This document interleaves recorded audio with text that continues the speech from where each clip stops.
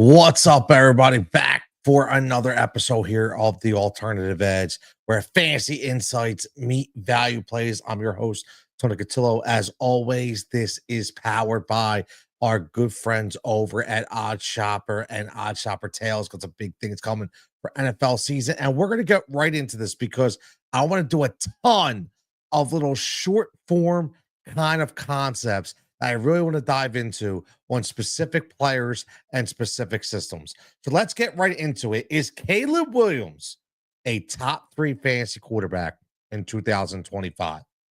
I have to ask the question, right? Let's ask the question. Okay. Is he a top 3 fantasy quarterback in 2025? Now, I know a lot of people are talking about it. I know he's the easy target, right? He is the easy target. I get it, right? I get it. But when we say easy target, let me swing this around a little bit. When we say easy target, are we just specifically saying because it's Ben Johnson? Are we really diving in? What's up, Adam? Checking in. Are we diving in? Are we diving into why we think he can be top 3, even if you only think he'd be top 5? It's a 22-year-old quarterback, man, who's again, he's a top pick, and he was just on a terrible, terrible team last year. So let's break it down a little bit, because I think he could very well be a top 3 quarterback in fantasy football in 2025. And these again are why I think he could be that guy. Now, one thing is, it's all about protecting the football. We talk about this all the time. You can't win. You can't drive up your stats if you don't protect the football. Only 1 interception in his last 11 games. Only 1. That's huge, protecting the football. How about 5 games with over 70% completion percentage? For all the people that say this guy can't throw the ball, this guy is very inaccurate. Over 5 games with 70% completion or higher. That's a big deal. Okay. That's a big deal. Now, obviously, we want to talk about Ben Johnson.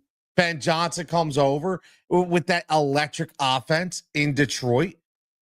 What did he do with Jared Goff? A guy that we heard was a statue, a guy that couldn't do anything. We turned him into a Pro Bowl quarterback. Again, obviously, weapons around him. But I think looking at the weapons around Caleb Williams, Roma Dunze, another year. You draft Loveland, a top 10 pick at the tight end, very athletic, very, very good route runner. Boom. DJ Moore, kind of the guy that can kind of do it all, right?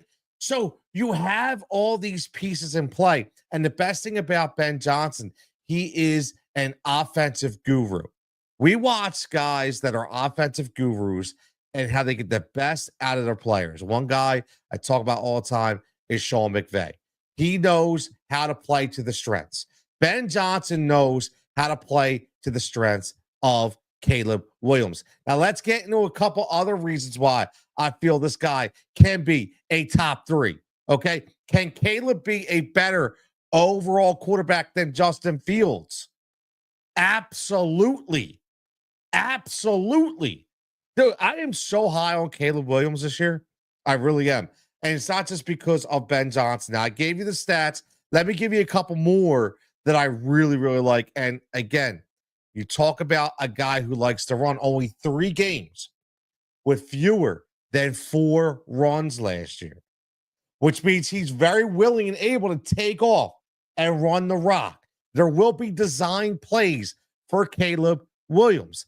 Now, here to me could be the most important reason why I see a very different change of the guard, no pun intended, when it comes to Caleb Williams. How about the revamped offensive line by the very underrated former Atlanta Falcons center, Drew Dolman, 26 years old.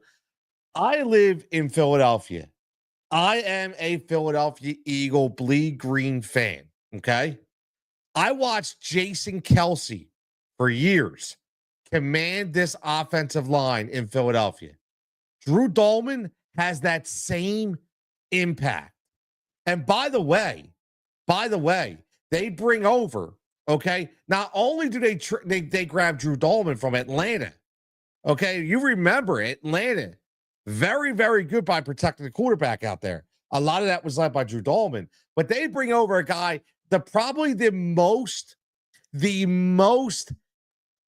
I would say, consistent, one of the most consistent, if not the most consistent offensive lineman. Actually, if you're a PFF guy, he was grade 74.2 last year, highest of any lineman. Okay, that's Joe Tooney.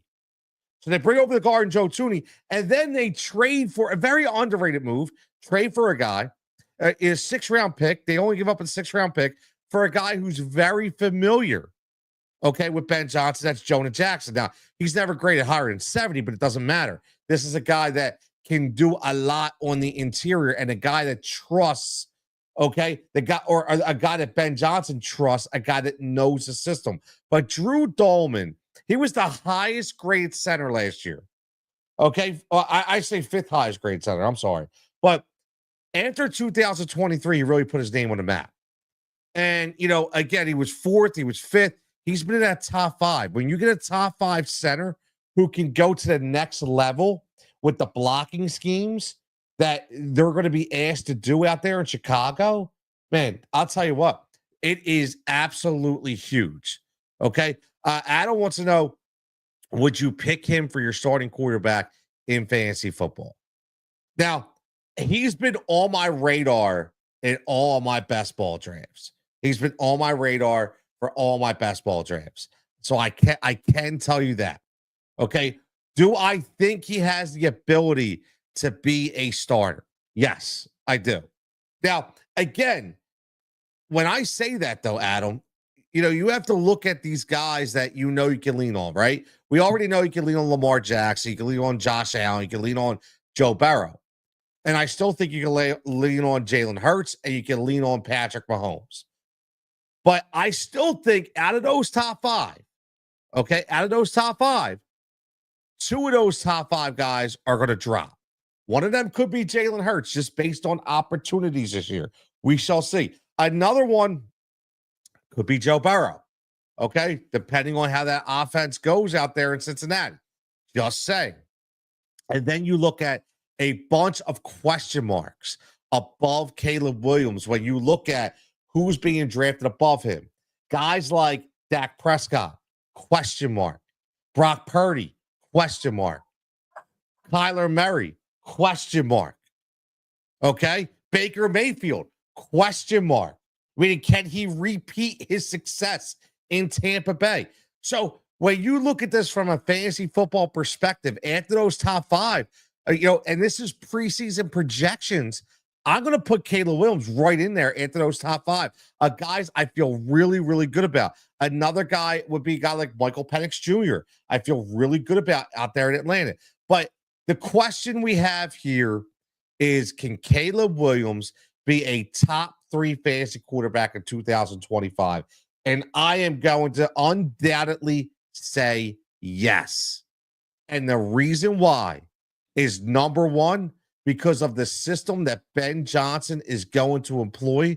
And number 2 is going to be revamping that offensive line, having that leader with Drew Dolman right in the middle of the pack, being able to give Caleb Williams all the right calls, call the right blitz pickups, and be able to give him that stability that he needs, not only from the coaching staff, but from the offensive line in front of him to be able to go next level. So again, I love Caleb Williams this year, and I do feel like he will be a top 3 fantasy quarterback in 2025. This is the Alternative Edge, again, powered by OddsShopper, Tails, where you get the picks. Big things hopping, big things coming up really, really soon. Stay tuned right here on the Tony Cotillo Show on the YouTube channel. Like and subscribe for more fantasy football talk and more projections when it comes to futures in the betting market right here on the Alternative Edge.